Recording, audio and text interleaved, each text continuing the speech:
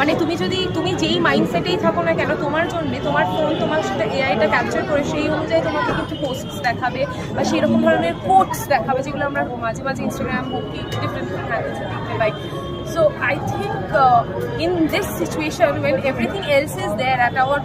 at the palm of our hand, আমাদের ফোনের মধ্যে আছে যে আমাদের সব সমস্যার সমাধান, কিন্তু অ্যাকচুয়ালি কি সেটা আমাদের সমস্যার সমাধান, নাকি ওটা আমাদেরকে আরও সমস্যার মধ্যে আরও